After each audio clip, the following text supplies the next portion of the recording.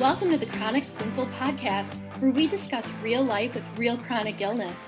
Each week, we'll cover an aspect of real life spoony living and what that can mean for different chronic illnesses.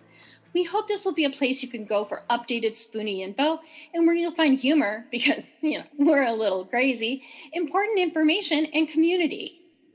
As a disclaimer, we just want to remind you that yes, we'll be talking about chronic illness and health information, but we are not your doctor. Everyone's chronic illness is different, and we are absolutely not MDs, so we are not qualified to give you medical advice. We're going to tell you unequivocally to discuss anything we talk about on this podcast with your doctor. All right, so hi everyone. So now that we've gone through all our disclaimers, as usual, let's talk about what's new and noteworthy this week. We hope that you all had a great week, and we'd love for you to share it with us.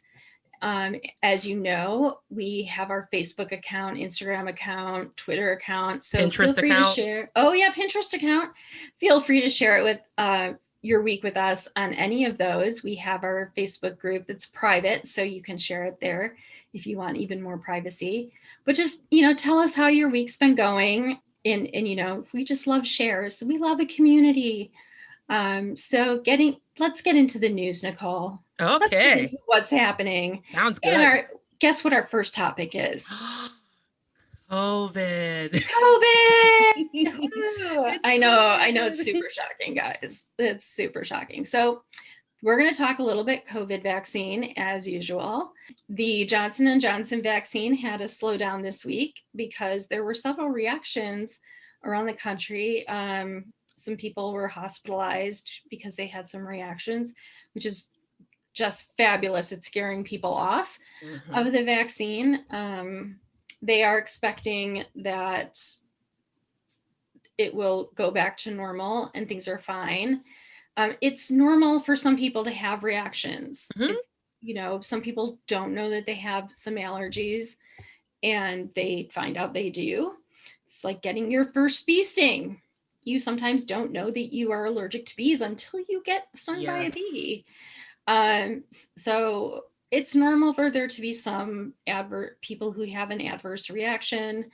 They just wanted to slow it down to make sure it wasn't going to be more widespread, and it's not. So they're going to go back to normal at some point next week. And so people will continue to get vaccinated at normal rates. Good. And however, in not so great news, COVID cases are increasing. And my state is one of them. Yeah. We had our cases doubled from last week, the week prior to last week, and last week they doubled in 1 week. Oh gosh. And I look at it a little bit as kind of post spring break or spring break, maybe. Yeah. Maybe post Easter, post Passover. I don't know, but it's kind of disheartening news because I thought, we were kind of going on a really great trend. We always look to Europe first. Europe kind of goes through a trend right before we go through a trend. Yeah. In Europe, their cases were spiking. You saw France shut down for 3 weeks. I think Italy shut down a little bit. So if you look to them, you can usually gauge what's going to happen here. So they were spiking. We knew we were going to spike. Yes. And so our cases are increasing, but we're not exactly reacting to it in the same way Europe is. Again, instead, people are just continuing to open up. Yeah. Where, in California, they're like, oh, look, we're going to open up the Hollywood Bowl. We're going to open up the Forum. We're going to open up Disneyland. We're going to just continue to open up. In Florida, DeSantis wants to, go get the cruise ships going again, which I'm like, oh gosh, no, those are just cesspools. Like, they were germ farms before COVID. How about it? Why would you want to open up cruise lines right now? And sorry, I have opinions. Sorry, people in Florida. It's not you. It's just really disheartening. I think it's just a reminder that everybody needs to wear a mask. Everybody still needs to be careful. Everybody still needs to wash their hands. They still need to take precautions. The vaccines, yes, they help, keep you safer, but they're not going to necessarily totally keep you from getting COVID. No. But the other side of this is they're seeing these COVID cases in younger patients, people in their 20s and 30s, and in actually kids. I think it was oh gosh, was it Michigan or Minnesota? One of the two M states. We're going to go with that. Shut their schools back down.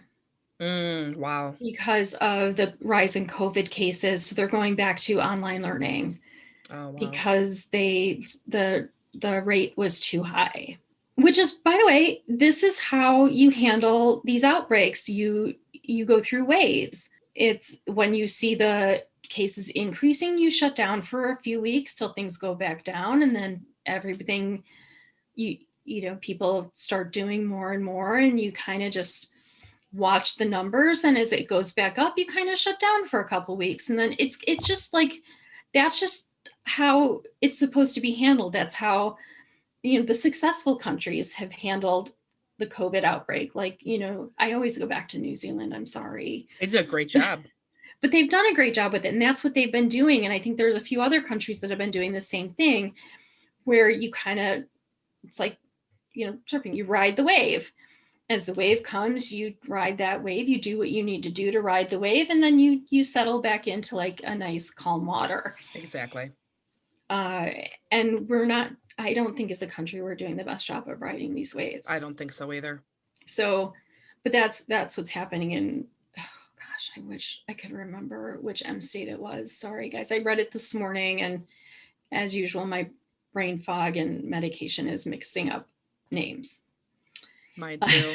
We just want to encourage everyone too to please wear your masks properly, just so you're completely safe. And I see a lot of people wearing their masks under their nose, and I understand masks get very hot. I used to have to wear them for 8, 9, 10 hours at the hospital, and it's rough. I get that, but you want to make sure you're truly protecting yourself and others. You must wear your mask over your face, your whole face, like your nose and your mouth, please. Yes. And, and if you can't wash your hands, use hand sanitizer. Yes, look, please. I understand that some people don't like hand sanitizer. I hate it. I really, really hate hand sanitizer, but I use it, and I deal with feeling like there's a film on my hands all the time. And I don't feel like my hands are clean when I use hand sanitizer, but it kills the bacteria.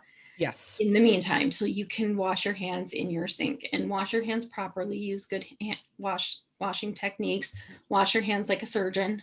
Yes, make sure you wash them, they're saying, for 15 to 30 seconds. And that doesn't mean just having them sit under the water. Use soap. Yes. And move your hands around. Yes, individual fingers, everything. There's good YouTube videos, by the way. Great hand washing YouTube videos out there. Just go back to basics, guys. Go back to basics. Let's ride this next wave. Yes. And keep getting vaccinated if you can. But that's just kind of where we are, and that's kind of like the negative news. And I want to try and stay positive. People are getting vaccinated. We are moving forward. There is light there. We are kind of riding the wave. That's the other side of it. Like I get negative, and I get scared, and I'm worried about people, and I'm worried about people I love, because that's what I do. That's my anxiety rearing its head. Me too. But I just want everyone to take care of themselves, and that's I think why we bring these things up each week. Yeah. But that's kind of our news, because there really wasn't that much there wasn't that much to talk about. There's like a new ADD medicine or ADHD medicine out there, but it's still kind of new and going through some testing. So hopefully we'll have some news on that. But there wasn't that much in like other breakthroughs to really talk about that's new and noteworthy this week. I can speak well. You and me both. Oh dear. So glad you guys are listening. Please deal with us during these difficult times. Yes. But in some new news about us, I'm starting to feel a little bit better on my medication. Yay! I'm almost completely at max dose on my gabapentin. I'm titrating upward, and today I will be fully max dosed, and it's really helping. Like I know that it's masking what's wrong. It is not curing what's wrong. It's masking what's wrong. I did a little jump for joy today by accident, because it makes me feel like I can do things that I can't. I did this little jump for joy and I'm like, oh, that was a really bad idea. So yeah, but it gives me the energy I need to do the things I need to do on a daily basis, which is what I needed. Like I can't go run a marathon. I can't, which I wouldn't want to do anyway. Me That's either. just not me. Me either. But you know what I'm saying? Like it helps, and nothing has helped before. So let's just say I'm really happy at the moment, and let's hope it continues to work, because that would be amazing. And I see my neurologist on Friday, and he's going to be really happy with that news. I mean, look, he wants to like completely eliminate my pain, which I'm like, dude, you're not, I am not going to have you take me off of this so you can completely eliminate it. This is good. This is happy time. Let's be happy time, right? Happy. Yeah. He's like Mr. Perfectionist. We're good where we're at. I'm glad he's focusing on wanting to relieve your pain, though. He is. He's good. He's a good neurologist. You know, I have to keep him focused, because, you know, that whole 11 seconds you get before they interrupt you. Let's remember, you get 11 seconds before your doctor's going to interrupt you. But he's a good neurologist. I like him a lot. But that's my happy. That's my happy this week. Nicole, what about you? You're happy. You have happy this week too. Yes, I have news that's happy for me. I was talking to Kelly about this for a long time, but when I went on prednisone, which has been quite a few years again, because I've come off and on it in the past like 15 years. For the most part, I've mostly been on it for that time, but there was a couple of months where I was able to be off. But I gained 80 pounds on prednisone, and I have a terrible side effect of feeling like I need to compulsively eat, and it's overwhelming. The thoughts are overwhelming. It never goes away. This started when I started taking the prednisone. So this week, my doctors changed my Adderall, my Adderall medication from Adderall to Vyvanse. Vyvanse is also good for binge eating disorder. It stops those compulsive thoughts. So I was able to switch from the Adderall to the Vyvanse, and it's working. I don't have the compulsive thoughts. I am hungry, not as hungry, but I am hungry, but not like I was at all. But the thoughts like that overwhelming, ruminating, constant, where I'm thinking, oh my God, I need to eat that. Or, oh my God, I want that piece of cake. I have to get up in the middle of the night. I have to get it right now. That's gone. Amazing. And I am just so blessed by that, because I mean, it was really getting me down. I was really struggling, man. I've been talking to you about this for so long. I was just really struggling, and I feel like I have some hope now. So, yeah, you know, that's there were times you would text me that you had to leave the house in the middle of the night to go get food. It was bad. Yep. It was really bad. It was this medication, and I'm hoping it continues to work for a long time. It has been a blessing so far. I mean, I know I'm hoping for you, because I know you time out of your medications, but I'm hoping that this doesn't happen with this med, because the past few days, it's just been phenomenal. It really has. And I have 30 more milligrams. I'm bumped up to 40, so I can go up to 70. Okay. So I'm hoping that I have at least a couple of years before I time out on this and would have to go back to the Adderall or whatever. And I hope I can, maybe get a little bit healthier while I'm having, this calm time in my brain. That's so awesome. I'm so happy. I am too. I'm so happy. And I'm so happy for your news. I'm so glad you're not in excruciating pain and that the gabapentin's working. That's amazing.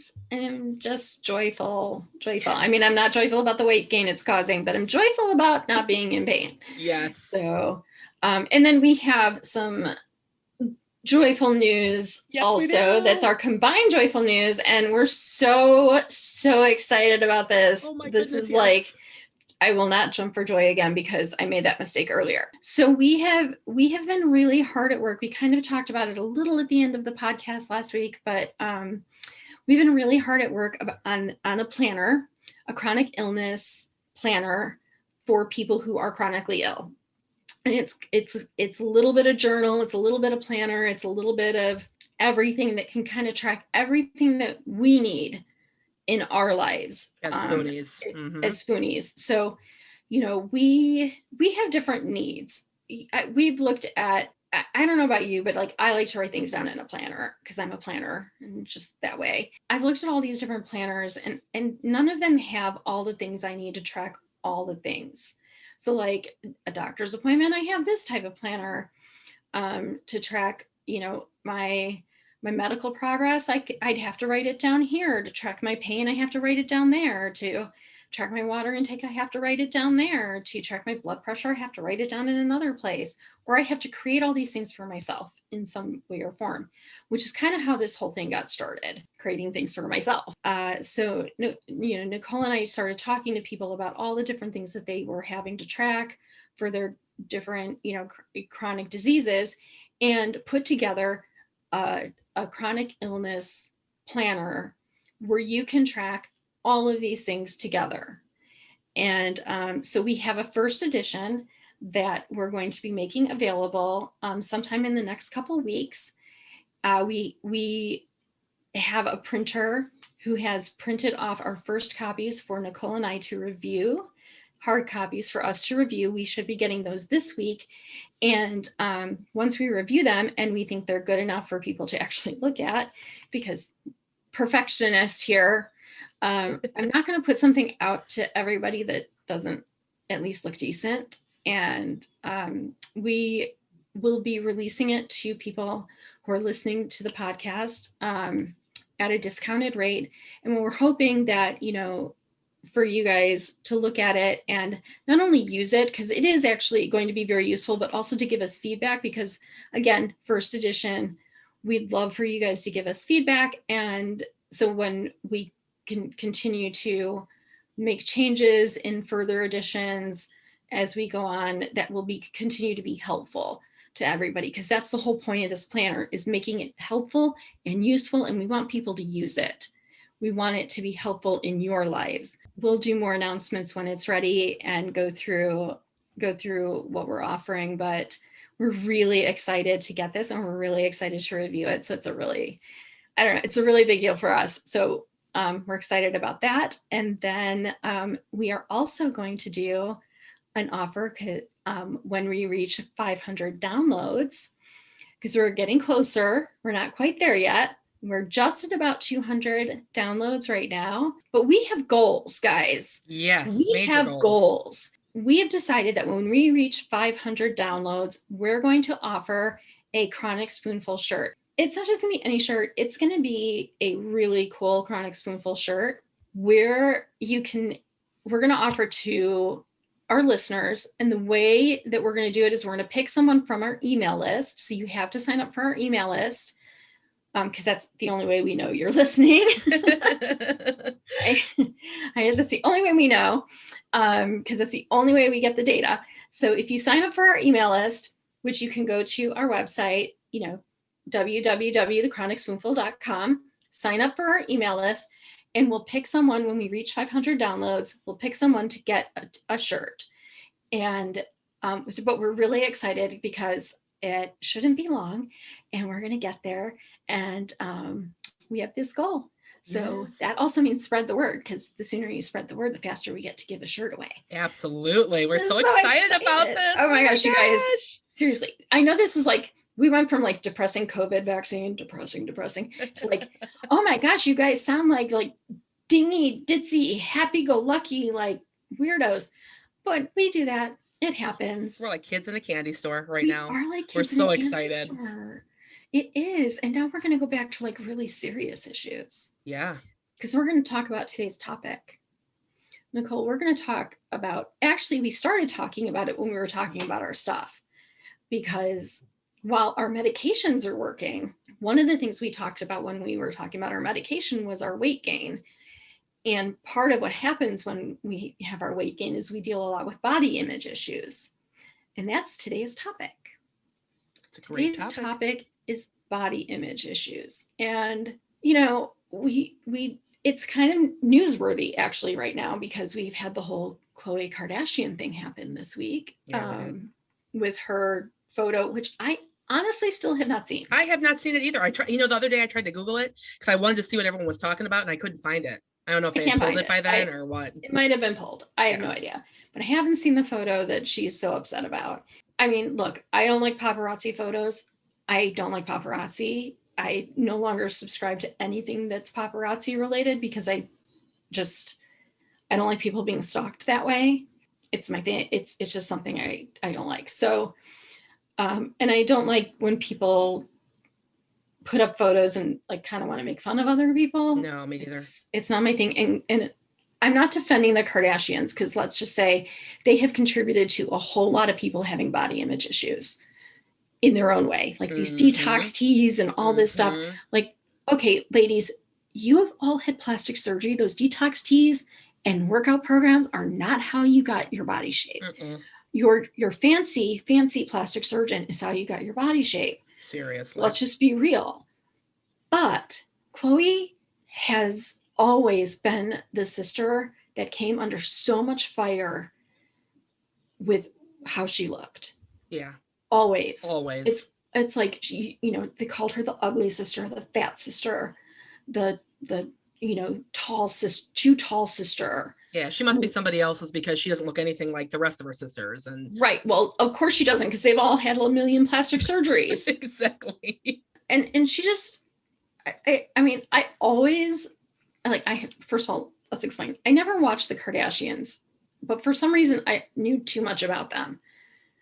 I don't know why. I retain a lot of information that I really wish I didn't. Me too. We have a lot of useless information in our head. Useless stuff in my brain. But for some reason, I always gravitated toward her because of that, because she was always the one that, like, they picked on so much. Terribly.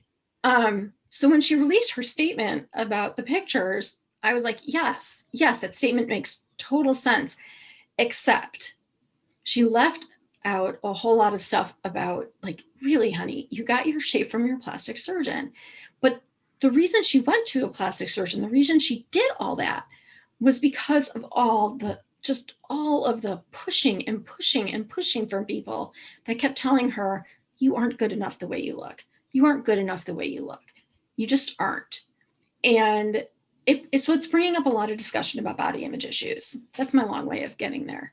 And so a lot of people are talking about this. And so, you know, I started looking a lot of stuff up about how do you deal with body image issues? What can we talk about with body image issues? The thing is, when you look a lot of that stuff up, it's all geared toward healthy people. Yes. Healthy people who have body image issues. That's great. It's great. Some of the advice we can also take. But when you have a chronic illness, whether it's an overt chronic illness, an overt disability that people can actually see on the outside, or an invisible illness that people can't see, we deal with a different type of body image issue. Yes, we do. It affects us psychologically in a very, very different way. And, you know, like Nicole and I deal with weight gain from medication, and very sudden weight gain. Like Nicole, you brought up to me earlier, Selena Gomez, when she was on the prednisone. And people were so mean to her. That's before I think most people knew she had lupus, but, you know, people were so nasty about Selena. And she wasn't even overweight. She was just not as thin as she normally is. And they noticed her moon face that she got from the prednisone, and they were ruthless. I mean, I felt heartbroken for her. But you also, like you mentioned before, you gained that 80 pounds. It was not a slow weight gain for you. It was a very quick onset. Yeah. And it was very traumatic, because I'm a very small person naturally. And I've been battling this for like 15 years now, on and off, but it was really shocking for me, you know, to be a person who was normally very thin, could pretty much wear what I wanted to wear, you know, not have to go to like special stores to get clothes in my size. And, you know, like I don't have a waist, and I have like thin legs and stuff, and I carry a lot of my weight in my midsection. So it's really hard to find clothes that fit me. And it really affects my self-esteem a lot of the time. Yeah, I agree. Like I'm built very similarly. I have a very small waist, like short waist. Sorry, not a small waist, a short waist. You should use the right term. I have a short waist, very thin legs, and I carry all my weight in my belly. And yeah, it's really hard to find clothes. Everyone makes clothes so that you can show off your belly. And I'm like, I want to hide mine very much. I know.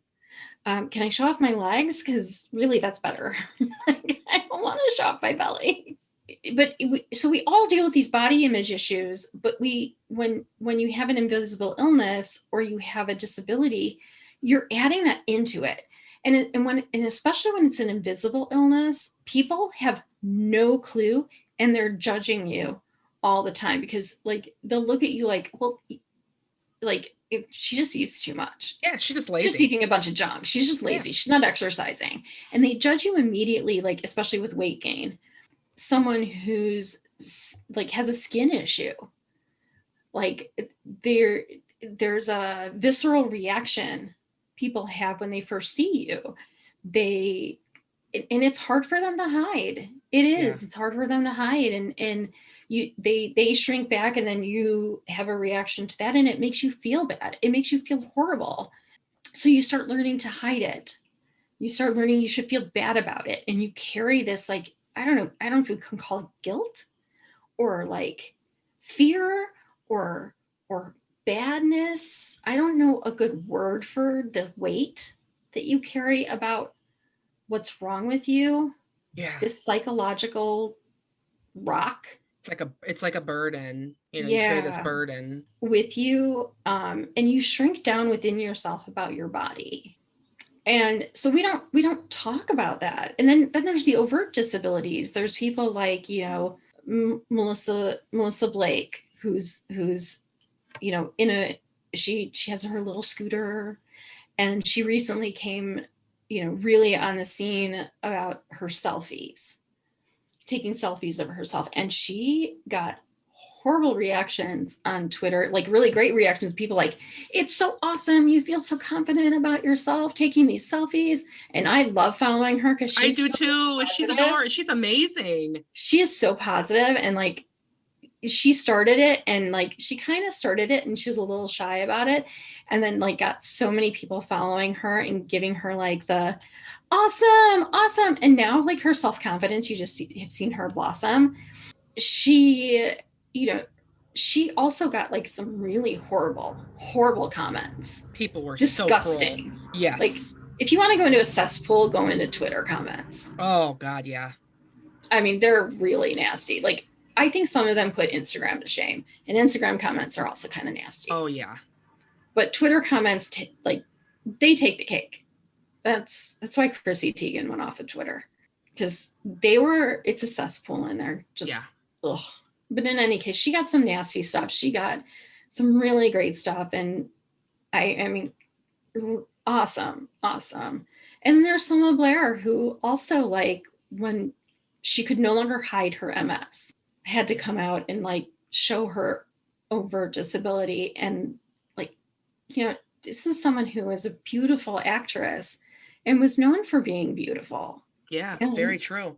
And now she, her movement issues, she's still beautiful. She is absolutely gorgeous. Let's be real. She's still beautiful, but she now has movement issues. She can't move like she used to.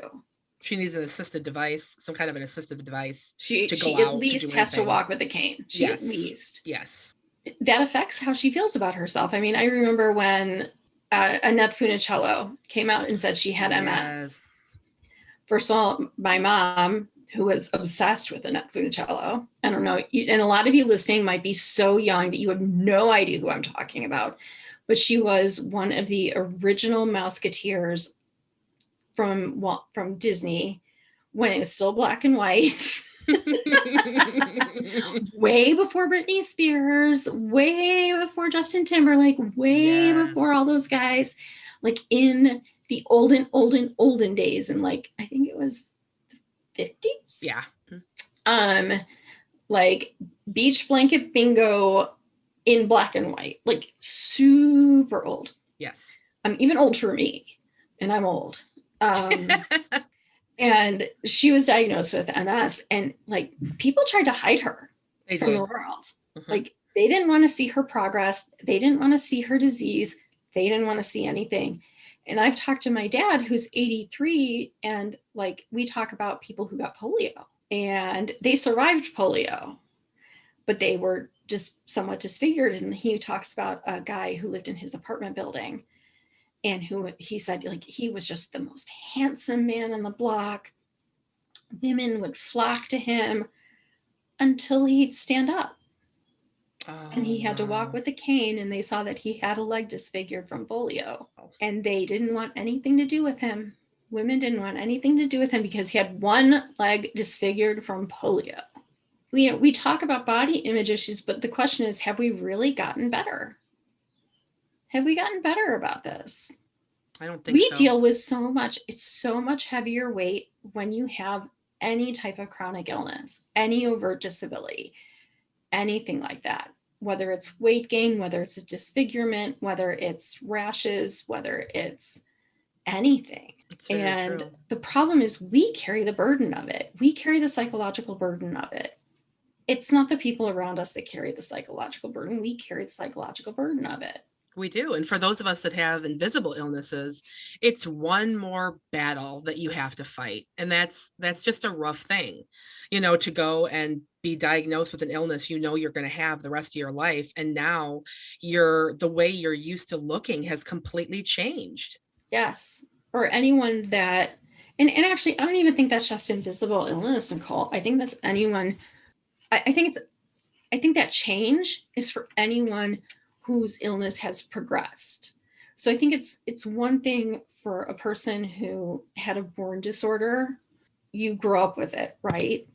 And maybe I'm wrong, and anyone who tells me is welcome to tell me I'm wrong, but when you grow up one way and suddenly your disorder comes and grabs onto you and changes your life, you suddenly have a past you're looking at and you're like, but I was skinny, but I was active, but I did this, but I used to wear that, but I used to be able, but I used to. Mm-hmm. And those words can constantly play in your head. Mm-hmm. I used to be. And that plagues us. It plagues us just as much as our chronic illness does. So there's a lot of psychological issues that go into our body image, and our body image affects us much more than just what it is when we look in the mirror. And looking in the mirror can sometimes be very hard for us. When you look in the mirror, you see a different person than what you used to be. Mm-hmm.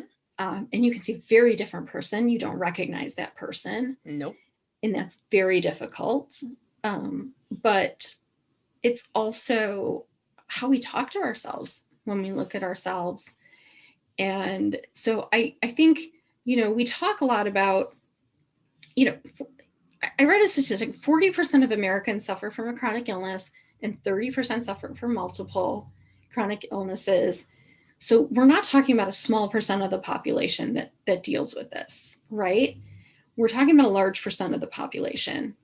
We need a large percent of the population to find a way to feel better, to feel better about the way they look, to feel better about their bodies, to feel better. And all you see when you go on the internet are ads, are people telling you you're not good enough the way you are. Like even today, I went on Instagram and there was a guy who posted using a bunch of chronic illness hashtags. And he put a picture of a medicine cabinet full of medications next to a fridge full of like really healthy foods.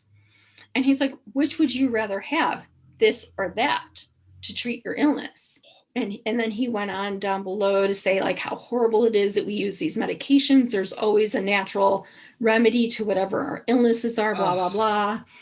And it was a horrifying message. It was a horrible message to anybody with a chronic illness, to anybody, because maybe there is a natural solution to all of our chronic illnesses. Fine, but we haven't found it yet.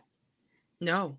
Right? And I'm not going to lay in bed because I can't get out of it until someone finds that fancy pink peony flower in the depths of wherever. Right now, I've got a medication that helps me. It was just, the messaging was, it was so demeaning. Yeah. It was so ableist. It was just, no, like, stop it. Some of these disorders are genetic. Stop. Yeah, exactly. It's so cruel. And this society focuses so much on how you look. Yes. And, your looks being, equaling your worth. And that is simply not true. Right. Like, I'm sorry, but that healthy side is not going to help that man's legs grow back. No. It's just not. You can eat all the vegetables you want, but your leg isn't growing back. Right. So it was such a terrible message to put all the chronic illness hashtags. Like, it I really like it. I had a very visceral reaction to it, and I was about to like put in a rude comment, and then I read 600 people who mirrored my comment and went, Oh, okay, good. you guys all handled that. Fabulous. Good. I was like, yes, you go, chronic illness community. Yes, they needed to hand him his butt on a platter. Yeah, they did. Terrible. Yeah, absolutely. He also put his phone number in there, and I'm like, I wonder who called. That's great. I should actually I'd read his phone number on here, but I don't know. I don't even know if that would be legal. So we're fine. But the whole thing is like, these ads like that, like the weight loss teas, here's the before, here's the after. All you have to do is this to be healthier. All you have to do is this to be fitter. All you have to do is this, and you'll look better. It feeds into this whole thing that we have to look good to accomplish things. Like the head of Lululemon, who was like, well, I don't want fat people wearing my clothes. When that whole thing came out, that the Lululemon pants, like for larger people, they become see-through. Well, he's like, well, I don't want fat people wearing my clothes. And I'm like, oh, maybe I just don't want a man making my clothes. Like, what? Yeah. Maybe I won't buy your clothes then. Yeah. He was so awful. I don't know why people still buy Lululemon. And I don't. Yeah. Lululemon probably is never going to be a sponsor of this show. So sorry. No. And for people who don't know about it, you guys should look it up. He was awful. It's just things like that really hurt people who don't fit a certain norm. And especially like in the chronic illness community, we don't fit norms. No. So one of the things I would say, we really have to focus on how to better embrace our body image and how to better embrace ourselves. Yeah, who you are. And that, I had to come back and really ask myself a question, because it really, really, I felt like it was destroying me. And I felt like like I was, transplanted into a different body. And I finally had to start, I was sitting down talking to my therapist, and I was doing a lot of thinking, and I'm still important. I'm still me. And it doesn't matter how much I weigh. It doesn't matter how much weight I lose or gain. That has nothing to do with my importance, how I'm loved, what I have to offer.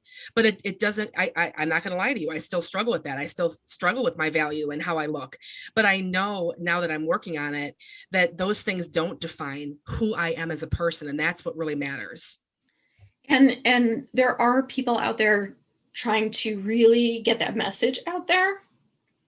Jamila Jamil is one. She is really big on this message. She is out fighting every day against these horrible messages in the media. She's fighting every day against these like awful photoshopped messages. She fights against these like weird detox teas, weight loss pills, all of that stuff. She's so against it. Like if you follow her, you guys should totally follow her. First of all, she has EDS. So she's one of the community. And, but she also is like really into, be real, like just be real. She has a organization she started called iWay. You can follow that on Instagram too. And she does, they talk a lot about like body acceptance and body image issues. And it's really great. But yeah, it's hard though. It's really hard to learn to accept your body, especially when it changes quickly or as it changes.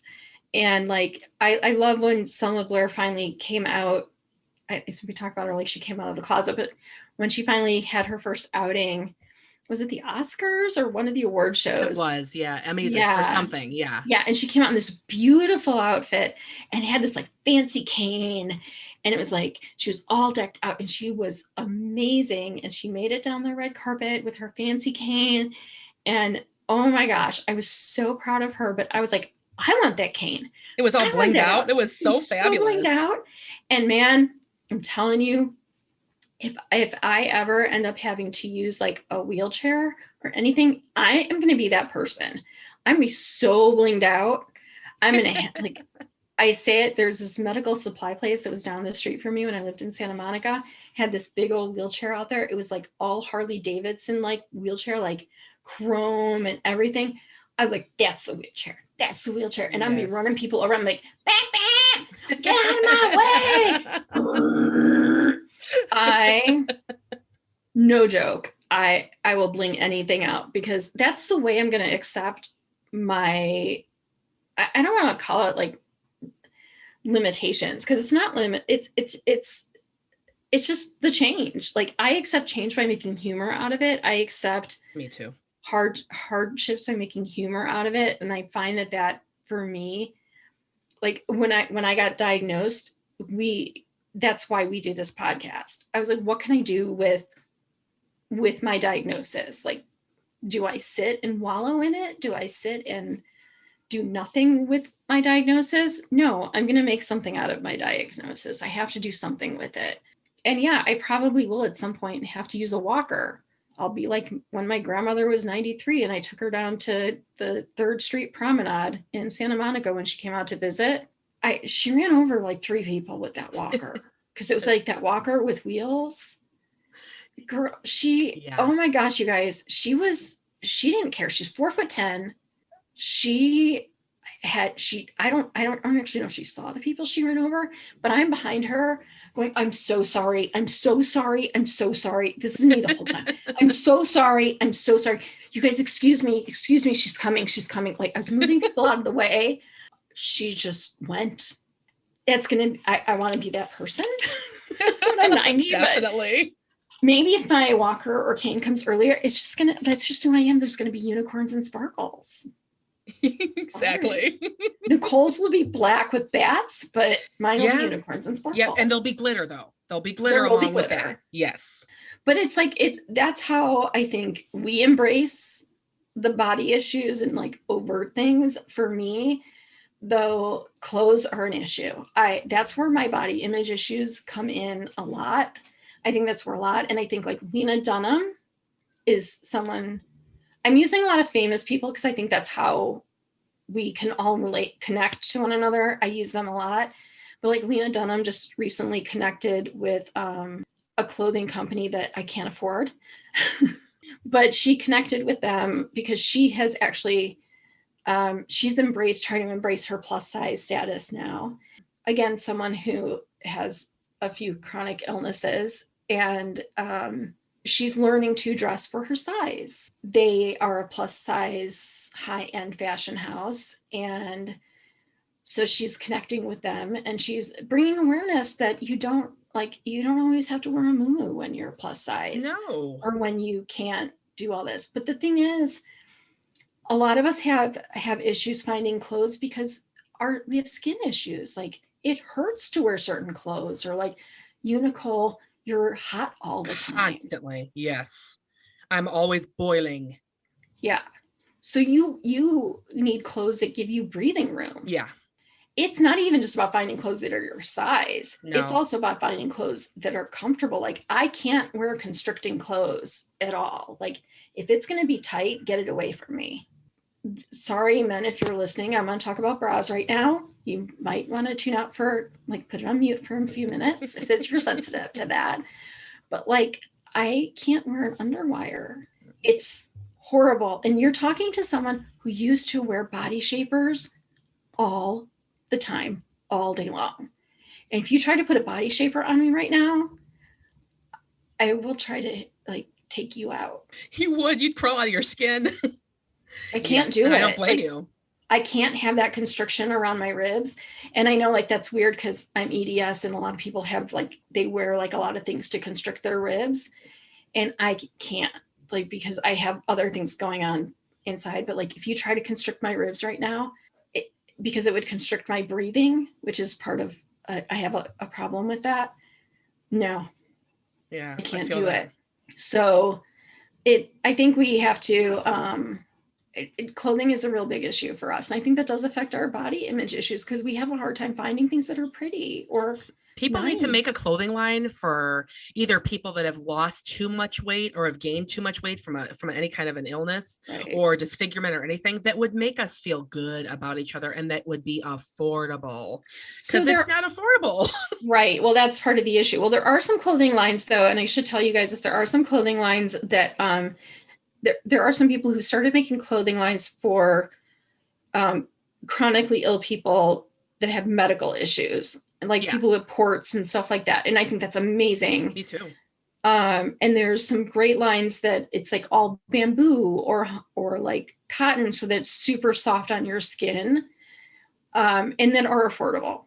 And I'll see if I can do some research into those and maybe put them into the show notes. Nicole, you guys are gonna hear me typing for a second, because if I don't write this down, you'll forget, because we have brain fog. Hey guys. Yeah, those clothing lines, I've seen those on advertised on Instagram and Facebook and different places. They're great. Yes. They're really great. Yes. So and I think that's a really positive thing to think of right now. You can find some of these clothes. It just takes a little more work. Yes, it's a negative side that it takes a little more work, but you can find them. It's hard though, because here we have Lane Bryant and like Torrid. There are the more popular stores, and I am in love with both of those stores. And you know what? I will be honest, I can't afford their clothes. Right. So it doesn't help me out at all. It sometimes helps to look at wholesalers and just buy in bulk. That's a good idea too. Like I found a t-shirt line that I really love, and I love the feel of their t-shirts. And so I found them in a wholesaler instead. That's a really good idea. I bought a bunch of colors in bulk. But it just depends on where you are financially. I understand that not everybody can do that, but some people can. It's hard. You guys, it's hard. And I'm not going to play around. I'm not going to tell you that it's easy. I'm not but I want to offer you guys options if you want them, ways to try and feel better, ways to help with the body image issues. The other thing is stop criticizing every role and every nook and cranny of your body. When you look in the mirror, it used to be I remember being younger and they'd be like, look in the mirror and find one good thing about yourself and compliment it every day. I hate that exercise. I just hate that exercise. I never found that it worked for me, but if it works for you, way bonuses. But I did find that what it did, though, is it made me think, I'm overly critical of myself all the time. Mm-hmm. Mm-hmm. And I needed to stop doing that. I needed to stop looking in the mirror and going, oh my gosh, there's too much red on my cheeks. We do. If we really sit down and think about it, I think people in general are very self-critical. We're critical of ourselves and how we look, how we sound, how we walk, how, all of it. And we really need to sit. That's where, affirmations and meditation also comes in, to sit and think about things that you really enjoy and you really give, mm-hmm. that you really like about yourself, all the positives. Yes. And it's important to focus on those things. And that's more the key. So I look at it how many people do I really notice a lot of detail about on any given day? And I don't. You guys, I really don't notice that much about people. I'm pretty oblivious to most people. And that includes anyone in a wheelchair, anyone with a cane, anything. I don't notice much. I don't either, really. I'm focused on what I've got to focus on. I walk into a grocery store, I got a list. I got to get out of there. I got to get on to my next thing. So unless you're in my way, I'm just not paying attention. Mm-mm. You pretty much have to be standing up on top of the produce section, doing a tap dance and singing a song for me to notice really what's going on. Yeah, and I'd probably still be more annoyed and just walk away. Yeah. I'm I got what stuff you look to like. Do. Yeah, I wouldn't look at your clothes. I wouldn't look, how tall you were, nothing. I don't, wouldn't there's matter. Just very few things. So most of the time someone's tapping on the shoulder going, did you see who that is? I'm like, I don't know. Most people aren't noticing that much. When you see these tiny things about yourself and you're making them bigger, most people aren't noticing them, really. They're just not. Most people aren't noticing that you put on 2 or 3 pounds. No one's noticing the tags you have on inside your clothes. So that's another thing. If you have to buy a size up, no one's noticing that, really. No one can see the difference between a size 6 and a size 8 because no one sees that tag. So we need to stop looking at some of these things and thinking people can see them, because it's understandable though that it's really hard. I mean, yeah. it's such a change that it's totally understandable. You're going to have bad days over it, but Gosh, really, yeah. people don't focus on you the same way you're focused on you. Yes. And but the preoccupation with it is what gets us in trouble. Yeah, exactly. Like everybody has a good day, everybody has a bad day. It's when you get overly preoccupied with something that makes it that much worse. Yeah, it's even harder to let go of then. Yes. If you're getting overly preoccupied with it, then that might be something you need to talk to a therapist about, because it's going to impact other parts of your life. Most definitely. It's also the comparing yourself to other people, because number one, we can't compare ourselves to healthy people. We just can't. We're not healthy people, guys. And that's something we have to learn to accept. We're not healthy people. There's a reason we do the Chronic Spoonful podcast, because we're not. We take medicine. We're chronically ill. It's a harsh truth. So when we try to compare ourselves to someone who is not chronically ill, we're going to get ourselves into really big trouble. And too often, that leads us down a path of where we don't like ourselves because we can't do the things they're doing. Our bodies don't look like a non-chronically ill person. We just look at ourselves in the mirror and we're like, well, that person has that body. Why can't I get to that body? Oh yeah, we're inundated by this stuff on social media, and it's not regular real people. There was a statistic that was released about the average woman being a size, what was it, 14 to 16? Yeah. That's the average woman in America. It is not that we are all a size 2 or a size 5, and there's nothing wrong with you if you are naturally these sizes too. Right. It is that the public is focused on these people that are extremely thin, like you have no worth if you're not a size 5. You look terrible. You don't fit into clothes right. You're not pretty. There's all these messages that we're fed constantly. All the time. But the other side is like, even when we're not, it's not even just social media. It's even us looking at our healthy friends. Agreed. A lot of my friends are healthy and they can go hiking and do exercise on a regular basis and be in the sun. Like, they get these nice fresh suntans. And I'm like, oh, hi, look at my super pale arms. This is fun. I can't compare myself to them. I can't compare myself to what they're doing or how they're living or all of those things. I can't compare myself to, their nice thin bikini bodies. That's not what we need to do. And I know I'm sounding preachy here. I do it.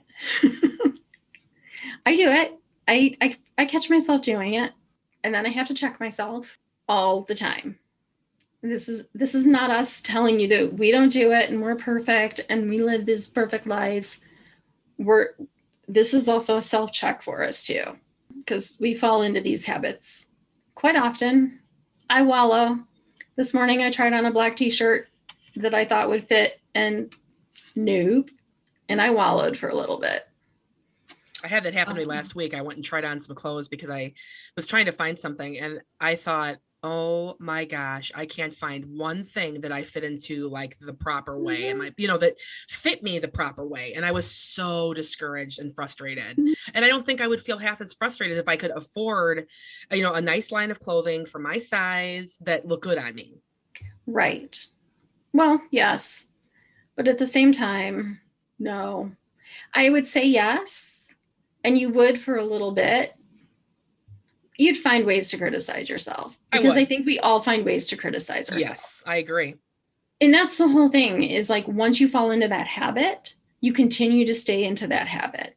We all criticize ourselves, guys. We all do it. We all find ways. We have body image issues.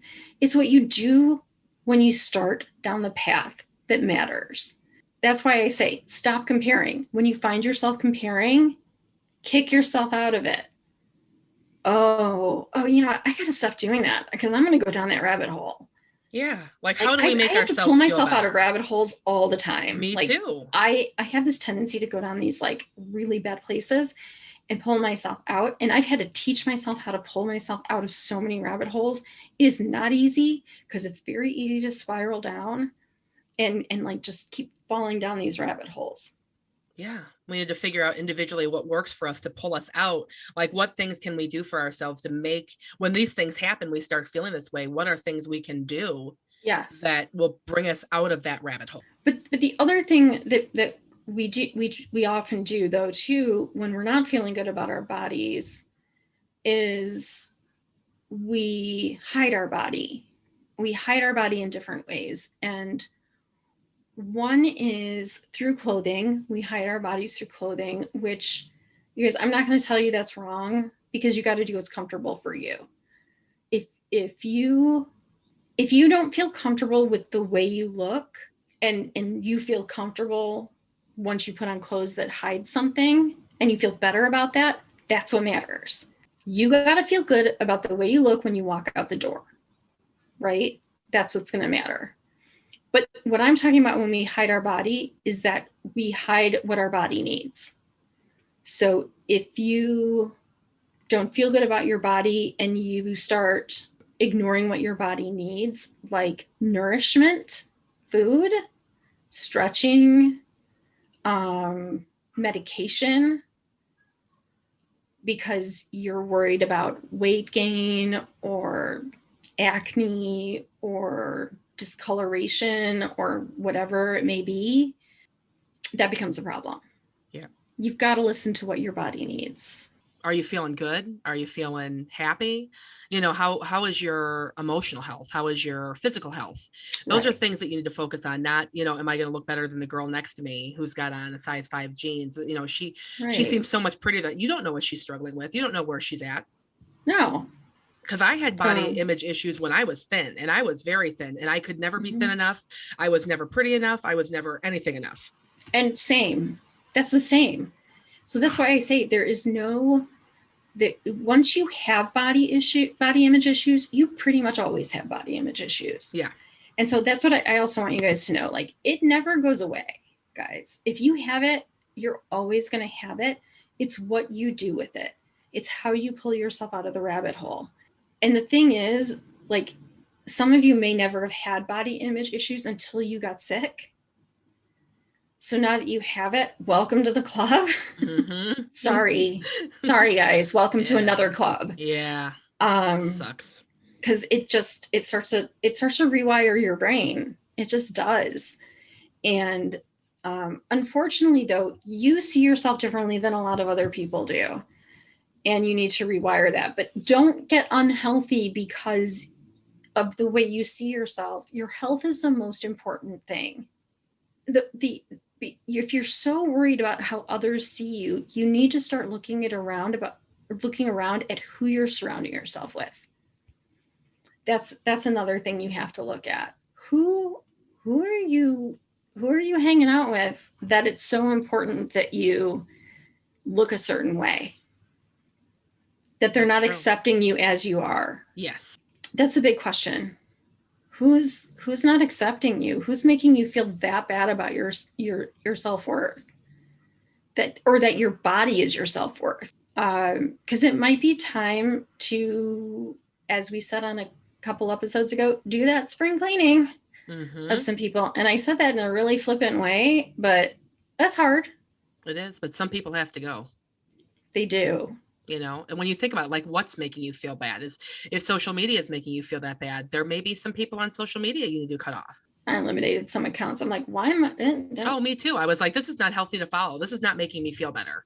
Because it's also not their real life. No, it's not.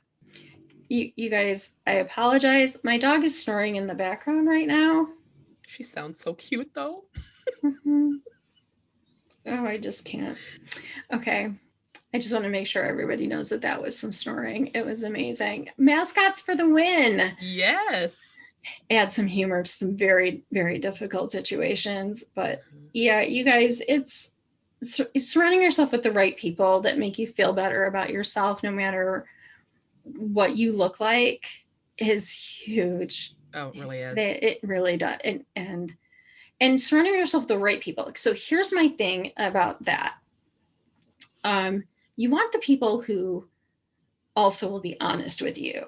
So I have surrounded myself with some really good friends. So when I go shopping, I will put something on and my friends will be honest with me, and they don't tell me I look good all the time. They will tell me that I also look bad sometimes. Mm-hmm. Yeah, my friends will tell me, hey, you know what? You're beautiful, but that's not flattering on you. Exactly. So you want those people. Those are the people, because they're going to be like, oh, that color. Ooh, no. Gosh, no, mustard. Ooh, bad. So yeah, you want those people because they're going to be honest and they're going to take care of you. They're not going to let you walk out looking like Bozo the Clown. Because the people who let you walk out like Bozo are also not your people. You got to find a good tribe. It's important, and it's really healthy for us to find that good tribe, guys. It's amazing when you surround yourself with good people, how much better you feel. I'd rather have like one good friend than 20 not good friends. I would too. That's such a like motivational poster with a little kid on it. But it's, you know what, as you get older and as you realize what things truly are important, that's one of them. The people you see, it's not how many people are surrounding you or that you're friendly with or you text or talk to on the phone. It's about the people who really are down for you in real life. Yes. And who really care and who want to see you happy and who love you. 100%. So, those are just, those are just some ways that we think to boost, self-talk, surrounding yourself with the right people, finding things that make you feel better about yourself. Like if I'm not having a great day with necessarily my body, maybe it's something I put in my hair, maybe it's an earring I put on, maybe it's shoes. For me, it's pieces of jewelry sometimes, a nice bracelet or rings. I like to wear silver shoes a lot because it draws attention to my tiny little feet. Nicole knows I have like baby feet. Munchkin feet is what I call them. But those are just ways that if I'm not having a great body feeling day, I do other things to try and make myself feel better. Or maybe like I'll do something really great with my makeup or my hair. These are just very girly things, guys. So maybe it's like a tie or a t-shirt, or like, I don't know. What do guys do? A haircut. It could also be your socks. Mm-hmm. I have a friend who like expresses himself a lot. A couple friends actually who express themselves a lot through their socks. Mm-hmm. I've seen that quite a bit. It could be cufflinks. Guys express themselves through their cufflinks a lot. But there's other ways to like make yourself feel better than that you can think of. If you use a cane, bling it out. It doesn't cost a lot to do it yourself. There's washi tape. There's all kinds of those type of things. Go on Pinterest. Go down the rabbit hole of Pinterest. I'm sorry if you haven't used for 5 hours. If you haven't used Pinterest before and you're just going to get into it, give yourself some hours, because that is, once you get started, you don't know how to get out for a while. Eventually, after years of using it, you're okay. You know how to use it responsibly. It can be an addiction. Oh my gosh, how about it? But you can find ways to bling out your cane. You can find ways to bling out your walker. You can find ways to do all that. Like, I like to have fun with that type of stuff, guys. When I had knee braces and crutches, there were always ways to like make them fun. Like when I had my foot surgery and I had my wheelie for my knee, man, I passed that thing around the office so fast. People were like, let me try it. I'm like, yeah. We had wheelie races, timed people. You guys, I don't know. I have fun with stuff. I just do. So weird. I try to make the best of any bad situation, I suppose. And maybe I just haven't had anything so tragic that I can't make the best out of it. And heaven help me. Please don't make me have that bad a situation. But I want everybody to just try to feel a little bit better about their bodies. because we really have a hard time with it. And, do some research on ways we can, you can start to overcome the way you're looking at your body. That's really important too. Yeah. I mean, we gave some suggestions. They're very basic. What works for one person doesn't always work for another person. Like I said, like for me, blinging things out, bringing humor into it, bringing the fun into it. That's how I deal with it.